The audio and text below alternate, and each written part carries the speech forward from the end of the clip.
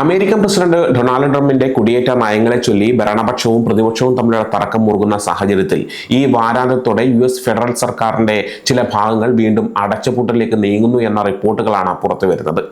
കഴിഞ്ഞ മാസം മിനിയാപോളിസിൽ Alex pretty, Reni good എന്നിവർ വെടിയേറ്റ് മരിച്ചതിനെ തുടർന്ന് ഫെഡറൽ കുടിയേറ്റ നിയമങ്ങളിൽ കർശനമായ നിയന്ത്രണങ്ങൾ വേണമെന്ന് ഡെമോക്രാറ്റുകൾ ആവശ്യപ്പെട്ടിരുന്നു. ഈ ആവശ്യങ്ങൾ അംഗീകരിക്കുന്നത് വരെ ഹോംലാൻഡ് സെക്യൂരിറ്റി വകുപ്പിന് കൂടുതൽ ഫണ്ട് അനുവദിക്കില്ലെന്ന നിലപാടിലാണ് അവർ. ഫെബ്രുവരി 13 വരെ ഈ വകുപ്പിന് താൽക്കാലികമായി ഫണ്ട് അനുവദിച്ചിരുന്നത്. വൈറ്റ് ഹൗസും ഡെമോക്രാറ്റുകളും തമ്മിൽ ചർച്ചകൾ നടത്തിയെങ്കിലും വെള്ളിയാഴ്ചക്കുള്ളിൽ ധാരണയിലെത്താൻ കഴിയാത്തതോടെ ശനിയാഴ്ച മുതൽ ഫണ്ട് ലഭ്യത നിലയ്ക്കും. കഴിഞ്ഞ തവണ 43 ദിവസത്തെ റെക്കോർഡ് അടച്ചുപൂട്ടലിൽ നിന്ന് വ്യത്യസ്തമായി ഇത്തവണ ഡിപ്പാർട്ട്മെന്റ് ഓഫ് ഹോംലാൻഡ് സെക്യൂരിറ്റി വിഭാഗത്തിന് കീഴിലുള്ള ഏജൻസികളെ മാത്രമാണ് ഇത് ബാധിക്കുക. ICE, CBP, secret service, coast guard, FEMA എന്നീ ഏജൻസികളെ ഈ അടച്ചുപൂട്ടൽ കാര്യമായി ബാധിക്കും. ട്രാൻസ്പോർട്ടേഷൻ സെക്യൂരിറ്റി അഡ്മിനിസ്ട്രേഷൻ ജീവനക്കാരെ ഇത് കാര്യമായി ബാധിക്കും. 90% TSA ജീവനക്കാരും അത്യാവശ്യ സേവന വിഭാഗത്തിലുള്ളവരായതിനാൽ അവർക്ക് ജോലി തുടരേണ്ടി വരും. എന്നാൽ ഫണ്ട് അനുവദിക്കുന്നതുവരെ അവർക്ക് ശമ്പളം ലഭിക്കില്ല. സംസ്ഥാനങ്ങൾക്ക് ദുരന്ത നിവാരണ പ്രവർത്തനങ്ങൾക്കുള്ള തുക തിരികെ നൽകാനുള്ള ഫെമയുടെ ശേഷിയെ ഇത് ബാധിക്കും. ഹോംലാൻഡ് സെക്യൂരിറ്റിയെ 2,70,000-ലധികം ജീവനക്കാരിൽ ഭൂരിഭാഗവും അത്യാവശ്യ വിഭാഗത്തിൽപ്പെട്ടവരാണ്. ഇവർ ശമ്പളമില്ലാതെ ജോലി തുടരേണ്ടി വരും. ഇത് തൊഴിലാളികളുടെ സാമ്പത്തിക ഭദ്രതയെ ബാധിക്കും. ശമ്പളം മുടങ്ങുന്നതോടെ TSA ജീവനക്കാർ അവധിയെടുക്കാനോ ജോലിക്ക് എത്താതിരിക്കാനോ സാധ്യതയുണ്ട്. ഇത് വിമാനത്താവളങ്ങളിൽ സുരക്ഷാ പരിശോധനകൾ വൈകാനും നീണ്ട ക്യൂ രൂപപ്പെടാനും കാരണമാകും. ചില വിമാനത്താവളങ്ങൾ ചെക്ക് പോയിന്റുകൾ അടച്ചുപൂട്ടാനും സാധ്യതയുണ്ട്. ഹോംലാൻഡ് സെക്യൂരിറ്റി ഒഴികെയുള്ള മറ്റ് സർക്കാർ വിഭാഗങ്ങൾക്ക് സെപ്റ്റംബർ 30 വരെ ഫണ്ടുള്ളതിനാൽ ഭക്ഷ്യസഹായം ഉൾപ്പെടെയുള്ള മറ്റ് സേവനങ്ങളെ ഇത് ബാധിക്കില്ല. അതിർത്തി സുരക്ഷാ ഉദ്യോഗസ്ഥർക്ക് തിരിച്ചറിയൽ രേഖ നിർബന്ധമാക്കുക, പെരുമാറ്റച്ചട്ടം നടപ്പിലാക്കുക തുടങ്ങിയ ആവശ്യങ്ങളാണ് ഡെമോക്രാറ്റുകൾ മുന്നോട്ട് വെക്കുന്നത്.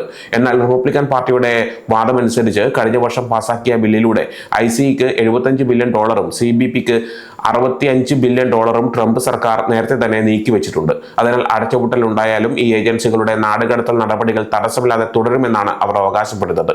അമേരിക്കയിലെ നിലവിലെ സാഹചര്യത്തിൽ ഷട്ട്ഡൗൺ കുടിയേറ്റക്കാരെ എങ്ങനെ ബാധിക്കുമെന്ന് കൂടി നോക്കാം. സാധാരണയായി അപേക്ഷകരിൽ നിന്ന് ഫീസ് ഈടാക്കി പ്രവർത്തിക്കുന്ന വിഭാഗമായതിനാൽ USCIS പ്രവർത്തനങ്ങൾ ഷട്ട്ഡൗൺ സമയത്തും തുടരാറുണ്ട്. എങ്കിലും ചില മാറ്റങ്ങൾ ഉണ്ടായേക്കാം. H-1B, L-1 വിസകളുടെ പുതുക്കലോ അല്ലെങ്കിൽ പുതിയ അപേക്ഷകളോ നിലവിൽ തടസ്സപ്പെടില്ല.